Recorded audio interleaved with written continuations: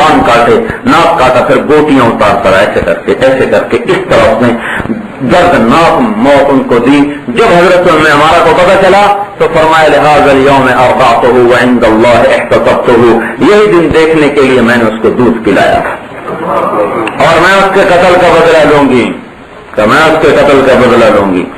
اس دن جب لڑائی ہوئی تو عمارہ عورت اس لاکھ کے مجمع کو چیر کر خالد بن ولید کے ساتھ حملہ کر رہی تھی، تو ادھر ان کے بیٹے، ادھر اس لڑائی میں حضرت عمارہ کا ہاتھ کٹ گیا، اس کو پھینک دیا اور ایک ہاتھ سے تلوار چلاتی آگے بڑھ رہی۔ ادھر سے حضرت وحشی جنہوں نے حضرت حمزہ کو شہید کیا تھا وہ، ادھر سے عمارہ سینٹر سے ان کے بیٹے عبداللہ دائیں طرف سے، وحشی بائیں طرف سے، 3 آدمی اس کی طرف بڑھ رہے ہیں۔ ان میں ایک عورت بھی ہے جو سارے لشکر کو چیرتی کاٹتی ہوئی ان کی طرف بڑھ رہی ہے، لیکن وحشی جو تھا نا رضی اللہ تعالیٰ عنہ، ان کو قتل کرنے کے لیے سر تک نہیں پہنچنا ہوتا تھا، وہ دور سے برچھا پھینکتے تھے۔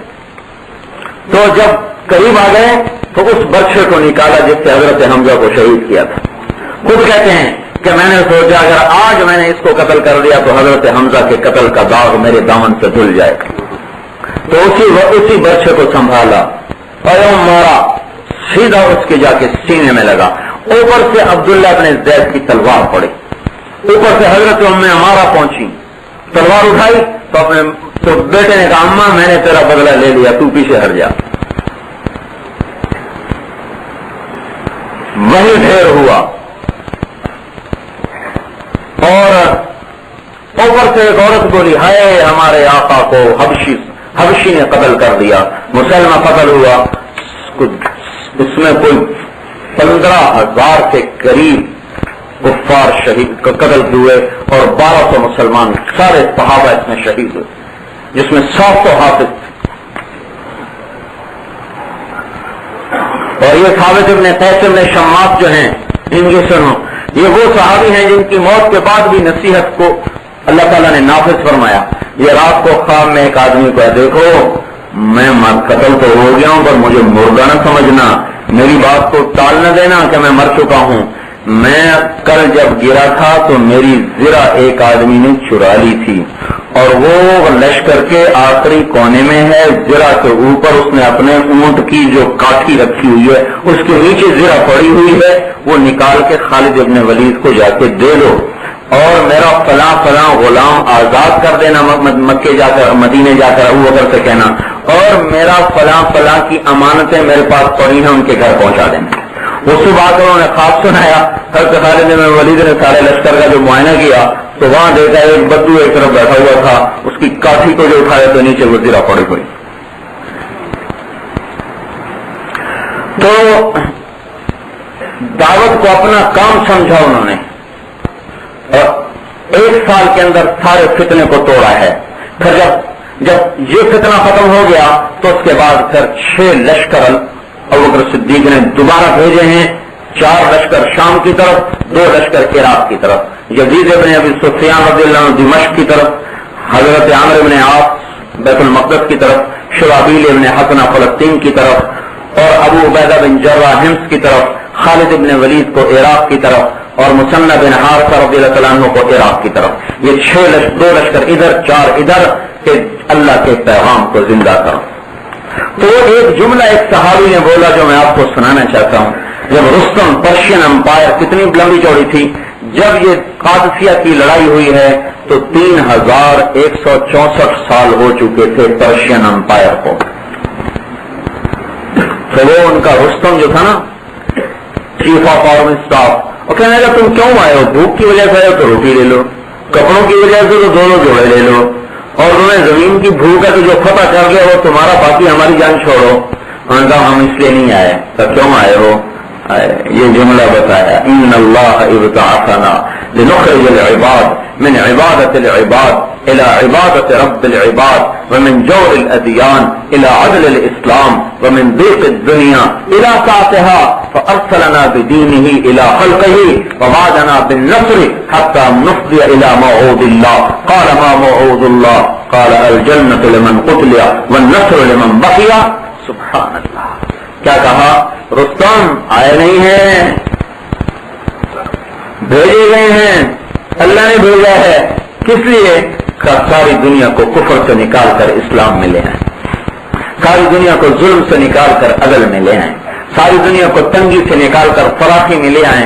अल्लाह ने भेजा है, दीन दे के भेजा है और वादा किया है हमारे साथ का। क्या वादा किया है? कहा जो मारा जाएगा जन्नत में जाएगा, जो जिंदा रहेगा तुम्हारी जमीन का मालिक बनेगा। ये वादा हमारे साथ किया है।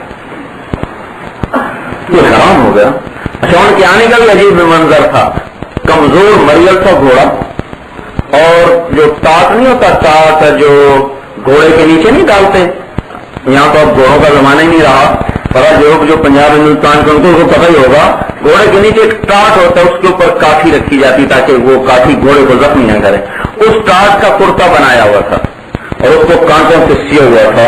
ये सफीर इस्लामी सल्तनत जा रहा है, इस्लामिक अंपायर का एम्बेसडर जा रहा है,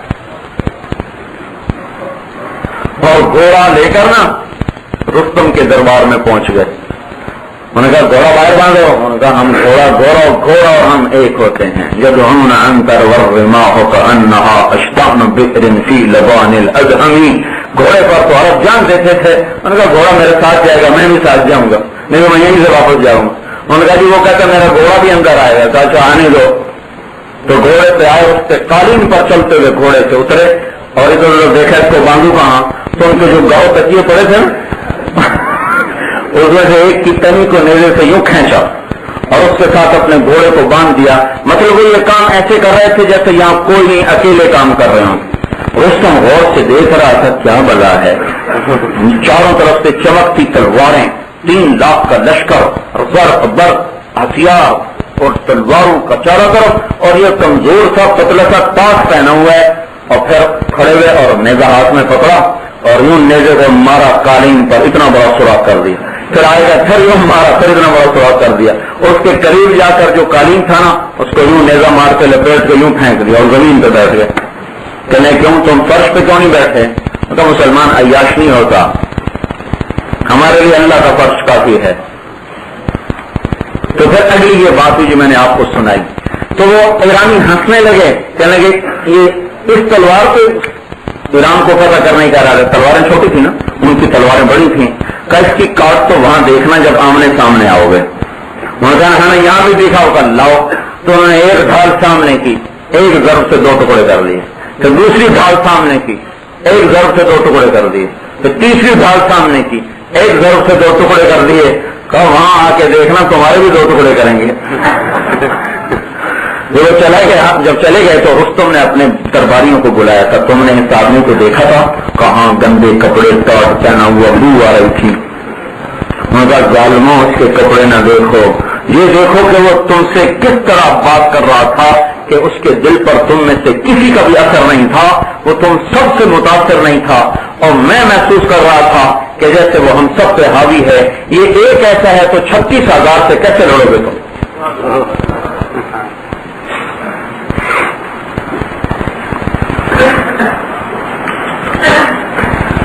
अल्लाह का पैगाम जिंदा हो जाए, हमारी जानें जाती हैं तो चली जाए।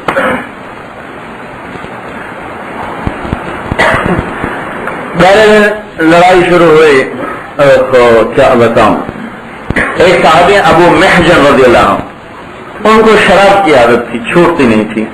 और जब पीते फिर कोड़े खाते, फिर शुरू कर देते, फिर कोड़े खाते, फिर शुरू कर देते। और साहब ने कहा भाई ये तो तंगी कर बैठा, इसको कैद कर दो। तो उन्होंने उनको बेड़ियां पहना के कैद कर दिया।